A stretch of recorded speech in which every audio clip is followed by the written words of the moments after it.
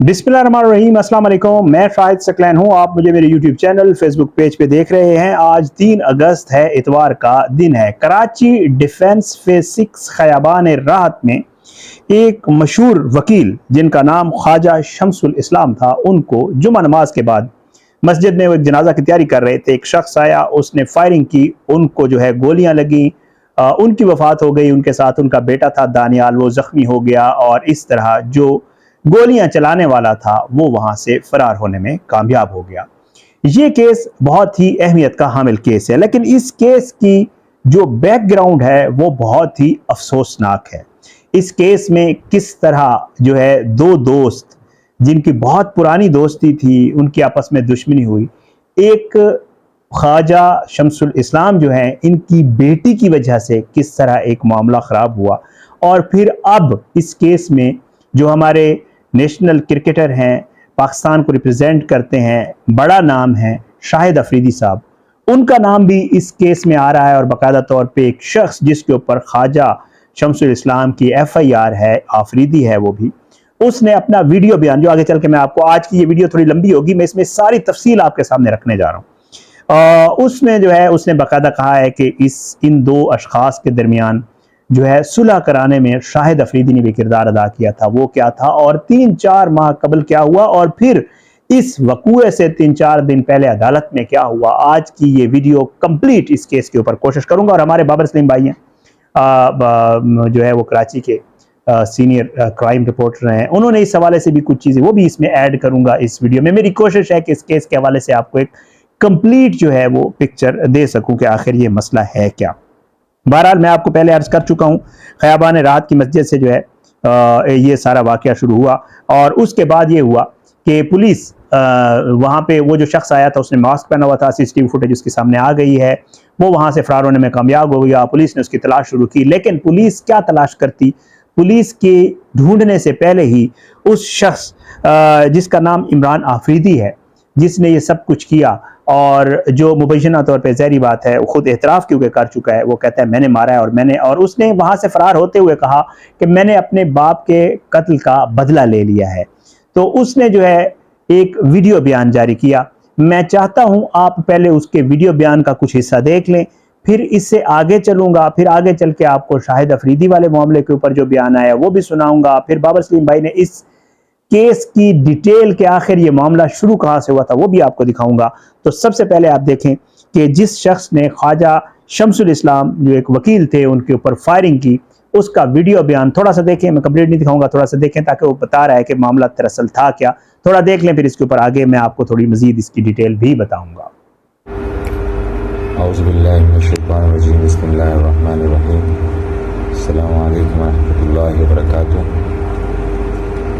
मैं इमरान अफरीदी, शहीद head constable नबी गुल अफरीदी का बेटा,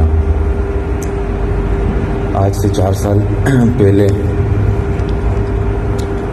मेरे वालिद और ख्वाजा शमसुल इस्लाम के दरमियान दोस्ती थी। दोस्ती 35 लाख रुपए का इनके दरमियान तनाज़ा हुआ।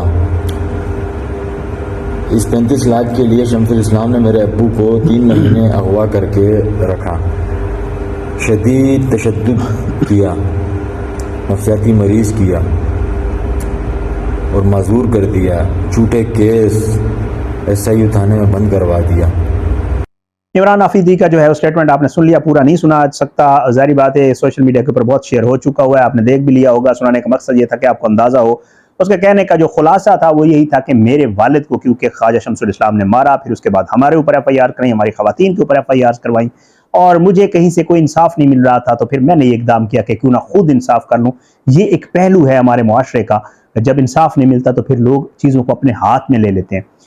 इसके बैकग्राउंड बहुत खौफनाक है, वो आगे चल के आपको बताता हूँ। इस वाक़े का मुकदमा मकतूल के भाई ख्वाजा फैसल की मुद्दत में थाना दरख्शा में दर्ज किया गया। मुकदमा नंबर 593/225 में कत्ल, इक़दाम कत्ल और इंसदाद दहशतगर्दी की दफात शामिल की गई, और इसमें जो है FIR में वही वकूआ लिखवाया गया जो मैं आपको बयान कर चुका हूँ। और उसके बाद जो है ये इमरान अफरीदी का स्टेटमेंट मैं आपको सुना चुका। ये अब यहाँ पे जब इसका स्टेटमेंट आया اس کے بعد جو ہے ایف آئی آر وغیرہ درج ہو گئی، یہ ساری چیزیں ہو گئی. لیکن جو ایف آئی آر درج ہوئی اس میں صرف اس عمران آفریدی کو نہیں بلکہ اس کے علاوہ بھی بہت سارے لوگوں کو اس ایف آئی آر میں رکھا گیا ہے. یہ ایک دشمنی کا معاملہ ہے جو بہت پرانا چلا آ رہا ہے. اب جب اس میں ایف آئی آر میں رکھا گیا تو اس میں ایک شخص ہے جس کا نام ہے تقدیر آفریدی. تقدیر آفریدی جو ہے یہ پولیس کا جو ہے وہ امپلائی ہے. یہ کافی عرصے سے جو ہے یہ پولیس میں کام کر رہا ہے، اور اس کا بھی خواجہ شمس، کیونکہ یہ آفریدی فیملی سے ہے، عمران وغیرہ کا رشتہ دار ہے، اور جو ہے خواجہ شمس الاسلام کی ایف آئی آر میں اس کو بھی رکھا گیا ہے کہ جی اس شخص کا بھی ہاتھ ہے. تقدیر آفریدی کا ایک بیان سامنے آیا ہے، وہ میں آپ کے سامنے رکھتا ہوں. وہ اس بیان میں یہ کہہ رہا ہے کہ جی میں تو وہاں پہ وقوع پہ موجود ہی نہیں تھا، وہاں پہ صرف ایک شخص تھا جس نے سارا کچھ کیا ہے. لیکن تقدیر آفریدی بھی کہہ رہا ہے کہ جی میرا پولیس کا ریکارڈ ہے، میرے خلاف کچھ نہیں ہے، میں نے کبھی جو ہے پولیس میں میرا بڑا کلیئر ریکارڈ ہے، سب کچھ ہے، پڑھا لکھا شخص ہے وہ بتایا ہی جاتا ہے. تو وہ یہ کہہ رہا ہے کہ مجھے اس میں خام خواہ انوالو کیا جا رہا ہے. پہلے اس کا بیان سن لیں، پھر آپ کو بتاتا ہوں کہ اس تقدیر آفریدی کا اور ان کا آپس میں کیا معاملہ. اور شاہد آفریدی، اسی شخص نے یہی کہا ہے کہ جی اس کی صلح کروانے کی شاہد آفریدی نے بھی کوشش کی تھی. اب شاہد آفریدی کا اس معاملے سے کیا تعلق ہے وہ بھی آگے چل کے آپ کو بتاتا ہوں، لیکن پہلے چاہ رہا ہوں آپ یہ تقدیر آفریدی کا بیان بھی سن لیں، پھر اس کے اوپر تھوڑی اور مزید بات بھی کریں گے. السلام علیکم، میں تقدیر اعظم آفریدی. گزشتہ جو واقعہ ہوا ہے، شمس الاسلام کا قتل ہوا ہے، میں ابھی دیکھ رہا ہوں کہ اس کی ایک ایف آئی آر درج ہوئی ہے، اور بہت افسوس کے ساتھ کہنا پڑ رہا ہے کہ ویڈیو میں صاف نظر آ رہا ہے کہ ایک سنگل شخص جو ہے وہ اس کارروائی میں نظر آ رہا ہے، اور انہوں نے ہمارے فیملی کے تقریباً 7 لوگوں کو بے گناہ جو ہے وہ اس میں ایف آئی آر میں نامزد کیا ہے، جس کی میں بھرپور مذمت کرتا ہوں، کیونکہ میں ایک پرامن شہری ہوں اور میں اس کا اس طرح سے پروف کر سکتا ہوں کیونکہ میری 21 سال کی پولیس کی سروس ہے اور میرا کوئی کرمنل ریکارڈ نہیں ہے، چیک کیا جا سکتا ہے. اور کرمنل ریکارڈ تو ایک طرف، میں اپنی 21 سال کی سروس میں کبھی سسپینڈ بھی نہیں ہوا، میرا ایسا پروفیشنل کنڈکٹ رہا ہے. تو اور اس کے ساتھ ساتھ میں یہ بھی بتانا چاہتا ہوں کہ شمس الاسلام اور عمران آفریدی کا جو معاملہ تھا اس میں ہمارے جو قومی کرکٹ ہیرو ہیں شاہد آفریدی صاحب، انہوں نے بھی اپنے طور پہ کوشش کی، امن کی کوشش کی، صلح کی کوشش کی اور بات بنانے کی کوشش کی. اور 20 مارچ 2025 کو انہوں نے یہ دونوں پارٹیز کا جو ہے نا اس طرح سے معاملہ طے کرایا کہ خواجہ شمس الاسلام نے کہا کہ میں جو ہے وہ بچوں کو دیت دوں گا اور بچے جو ہیں وہ یہ کیس اپنا والد کا واپس لیں گے.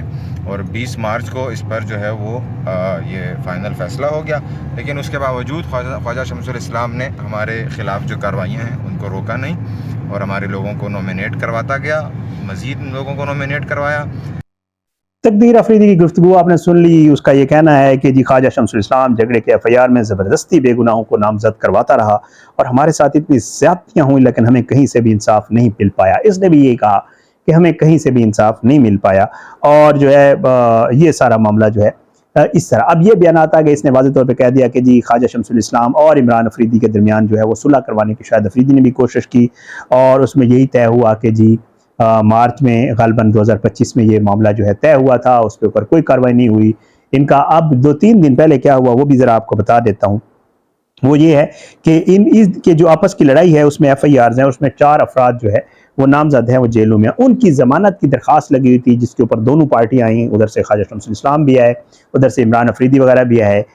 تو آفریدی فیملی کا یہ کہنا ہے کہ جی عدالت کے اندر ہی ہم نے شمس الاسلام نے کہا کہ میں کسی صورت بھی ان کی جو ہے وہ میں نہیں ہونے دوں گا ضمانت. اور وہی ہوا جب جج آیا تو، کیونکہ وکیل اور جج آپس میں ان کی آپس میں اچھی ہوتی ہے اکارڈنگ ٹو آفریدی فیملی، اور وہ یہ کہتے ہیں کہ جی خواجہ شمس الاسلام نے ان کی نہیں ہونے دی ضمانت. اور پھر اس کے بعد عمران آفریدی نے یہ کہا کہ میں پھر یہی کروں گا کہ ہمیں کسی بھی فورم پہ انصاف نہیں مل رہا تو پھر اپنے باپ کے قتل کا میں بدلہ لوں گا، اور پھر اس نے یہ سب کچھ کیا.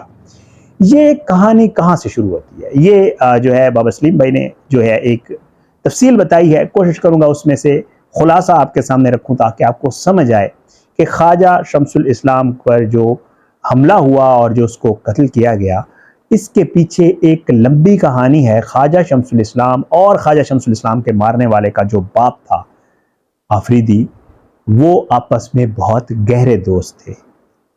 ان کی کیا سٹوری تھی، کہاں سے یہ معاملہ شروع ہوا اور آج اس نہج پہ کیسے پہنچا، تفصیل آپ کے ساتھ شیئر کرتا ہوں. جناب، خواجہ شمس الاسلام اور اس کو قتل کرنے والے عمران افریدی کا والد جس کا نام تھا نبی گل افریدی جو کہ پولیس میں ملازم تھا. یہ بہت پرانے دوست تھے اور ان کی دوستی جو ہے وہ آلریڈی تھی.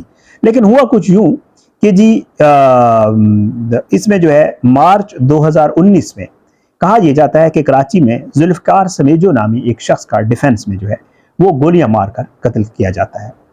اب جب یہ قتل ہوتا ہے تو جو ذوالفقار سمیجو کی فیملی ہے وہ خواجہ شمس الاسلام کو جو ہے وہ نامزد کرتی ہے اس وکیل کو کہ ہمارا جو بیٹا ہے یہ خواجہ شمس الاسلام کے پاس ڈرائیور تھا اور اس کے قتل میں خواجہ شمس الاسلام کا ہاتھ ہے. کیوں ہے یہ آگے چل کے آپ کو بتاتا ہوں. قتل کا مقدمہ خواجہ شمس الاسلام کے خلاف درج ہوتا ہے. قتل خواجہ شمس الاسلام کی ایما پر کیا گیا یہ بتایا جاتا ہے اس میں. اور خواجہ شمس الاسلام ظاہر ہے اسے انکاری ہوتے ہیں, وہ کہتے ہیں میرے اس سے کچھ لینا دینا نہیں ہے. اور جو ہے اس کے اوپر جو ہے خواجہ شمس الاسلام یہ کہتے ہیں کہ میں تو اس ڈرائیور کو 1.5 سال قبل نوکری سے نکال چکا تھا, میرا اس سے کوئی لینا دینا نہیں ہے. بہرحال جی اس کے اوپر ایک JIT بنائی جاتی ہے اور اس میں جو ہے ذوالفقار سمیجو کی جو JIT ہے وہ جو لکھتی ہے اس کا نتیجہ وہ یہ لکھتی ہے کہ جی خواجہ شمس الاسلام کی بچی بیٹی جو ہے اس کا ذوالفقار سمیجو کیونکہ اس کے پاس ملازمت کرتا تھا ڈرائیور تھا تو خواجہ شمس الاسلام کی جو بیٹی ہے اس کا ذوالفقار سمیجو کے ساتھ تعلق بن گیا یا ذوالفقار سمیجو اس سے تعلق بنانا چاہتا تھا وٹ ایور جو بھی تھا. وہ جو ہے وہ کہتے ہیں کہ جی JIT کے سامنے خواجہ شمس الاسلام نے بتایا کہ ذوالفقار سمیجو گھر والوں کو بلیک میل کر رہا تھا. یہ بات جو ہے ہو گئی. اس کے بعد خواجہ شمس الاسلام جو ہے وہ اس معاملے سے باہر آ گیا اور اس کے بعد جو ہے اس نے یہ بات نبی گل افریدی جو کہ اس کا دوست تھا پولیس والا اور اس عمران افریدی جس نے خواجہ شمس الاسلام کو مارا اس کا باپ تھا اس کے سامنے رکھی اور اسے کہا کہ یار میرے ساتھ یہ معاملہ ہوا ہے اور یہ جو ذوالفقار سمیجو ہے اس کا کوئی بندوبست کرنا پڑے گا. تو جو نبی گل افریدی ہے اس نے اور خواجہ شمس الاسلام نے اکارڈنگ ٹو جو ریکارڈ ہے اس کے مطابق یہ بابر سلیم بھائی بتاتے ہیں کہ جی اس کے مطابق خواجہ شمس الاسلام اور نبی گل افریدی نے یہ ڈیسائیڈ کیا کہ کیوں نہ ذوالفقار سمیجو کو اس معاملے سے آؤٹ کیا جائے اور انہوں نے یہ باقاعدہ پلان کیا کہ کیوں نہ ذوالفقار سمیجو کو قتل کر دیا جائے. بہرحال جی اس کام کے لیے جی یہ سارا کچھ ہوا اور JIT میں یہ ریکارڈ پہ ہوا کہ جی اس کام کے لیے نبی گل افریدی نے ایک دوست کے ساتھ مل کر خواجہ شمس الاسلام کا جو ڈرائیور تھا ذوالفقار سمیجو اس کو قتل کر دیا. یہ سب کچھ ہو گیا. جب یہ سب کچھ ہو گیا تو خواجہ شمس الاسلام نے نبی گل افریدی کو کہا کہ یہ سب کچھ ہو گیا, اگر تم پکڑے گا تو بہت خطرناک ہوگا. اس نے اس کو 35 لاکھ روپے دیا اور اسے کہا کہ یہ 35 لاکھ پکڑو اور اس ملک سے باہر چلے جاؤ. نبی گل افریدی نے سب کچھ پیسے لینے کے بعد وہ وہاں سے نکلا اور وہ ملک سے باہر نہیں گیا بلکہ وہ خیبر پختونخوا اپنے کسی ایریا میں چلا گیا اور وہاں جا کے وہ رپوش ہو گیا. 5-6 مہینے رپوش وہ رہا اور اس دوران جو ذوالفقار سمیجو والا کیس تھا اس میں دیت طے ہو گئی اور ذوالفقار سمیجو اور یہ سارا معاملہ سارٹ آؤٹ ہو گیا. خواجہ شمس الاسلام نے دیت دے دی اور معاملہ سارٹ جو ہی معاملہ سارٹ آؤٹ ہوا اور نبی گل افریدی کو پتہ چلا تو وہ وہاں سے روانہ ہوا اور کراچی پہنچ گیا. جب کراچی پہنچا تو خواجہ شمس الاسلام نے اسے کہا میں نے تو تمہیں 35 لاکھ روپے ملک سے باہر جانے کے لیے دیے تھے, تم یہاں کیسے آ گئے؟ تو اس کے اوپر نبی گل افریدی نے اسے کہا کہ جی میں 6 مہینے روپوش رہا, بچوں پہ خرچہ کرتا رہا, جو 35 لاکھ تم نے مجھے دیے تھے وہ میں خرچ کر چکا کیونکہ میں اتنا عرصہ گھر سے باہر تھا اور جتنے معاملات تھے میں انہی پیسوں سے چلاتا رہا. خواجہ شمس الاسلام نے کہا پیسے تو تمہیں واپس کرنے پڑیں گے کیونکہ تم ملک سے باہر نہیں گئے. اس کے اوپر نبی گل افریدی نے اسے کہا کہ میں نے تمہارا کام بھی تو کیا تھا. بہرحال جی ان کی آپس میں لڑائی ہوئی, ان کی آپس میں تلخ کلامی ہوئی اور خواجہ شمس الاسلام نے کہا کہ میں کسی صورت بھی یہ پیسے تم سے نکال لوں گا. اب افریدی فیملی یہ کہتی ہے کہ جی ایک دن نبی گل افریدی جو ہے جو کہ پولیس کا ملازم بھی تھا وہ ایک دن پرشار طور پر لاپتہ ہو گیا. جب وہ لاپتہ ہوا تو اس کی FIR ہوئی اغوا کی اور وہ خواجہ شمس الاسلام کے خلاف ہوئی اور جو ہے اس کے بعد یہ معاملہ پولیس اس کو تلاش کرتی رہی, ناکام رہی اور ایک دن یہ ہوا کہ نبی گل افریدی کی لاش جو ہے وہ ٹھٹھا کے قریب ایک علاقے سے ملی جس کو جھرک کہتے ہیں. بہرحال جی یہ تشدد زدہ لاش تھی اور اس کا الزام بھی شمس الاسلام پر لگایا گیا اور جو ہے اس کے گھر والوں نے کوشش کی, جو نبی گل افریدی کے گھر والے تھے, کہ خواجہ شمس الاسلام کو اس FIR میں رکھیں, اس کو گرفتار کروائیں, اس کے اوپر کچھ بھی ہو. لیکن کہا جاتا ہے کہ اثر و رسوخ کی وجہ سے شمس الاسلام اس معاملے سے بھی بچ گیا اور اس کی FIR جو ہے وہ یہ سارا کچھ ہوتا رہا. بہرحال جی پھر اس کے بعد خواجہ شمس الاسلام کے اوپر ایک حملہ ہوا اور اس میں بھی ظاہری بات ہے خواجہ شمس الاسلام نے جو ہے FIR کروائی وہ نبی گل افریدی کے بچوں کے اوپر کروائی اور 780A اور دوسری جو ہے اس میں دفعات لگائیں اور اس میں بہت سارے لوگوں کو جو ہے وہ انوالو کر دیا اور یہ معاملہ اسپیشل انویسٹیگیشن سیل چلا گیا. بہرحال اب اس کے اوپر جب وہ FIR ہوئی تو اس میں 4 لوگ پکڑے گئے جو جیل میں ہیں, جن کی آپ کو ضمانت کا بتایا اور پھر وہ ضمانت نہیں ہونے دے رہا تھا خواجہ شمس الاسلام.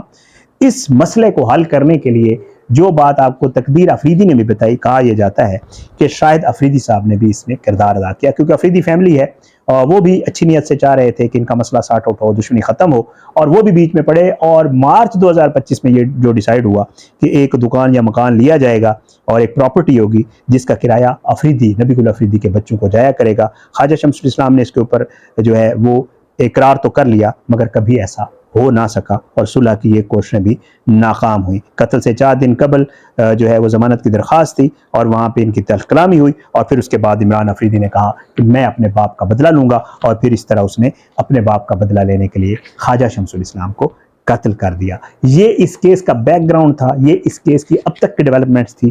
میری کوشش تھی آپ کو ایک ویڈیو میں، تھوڑی لمبی ہو گئی، آپ کو اس کا پورا ایک احاطہ کر دوں۔ اپنی دعاؤں میں یاد رکھیے گا، انشاءاللہ اگلی ویڈیو میں ملاقات ضرور ہوگی، لیکن بشرط زندگی۔ پاکستان زندہ باد۔ اللہ حافظ۔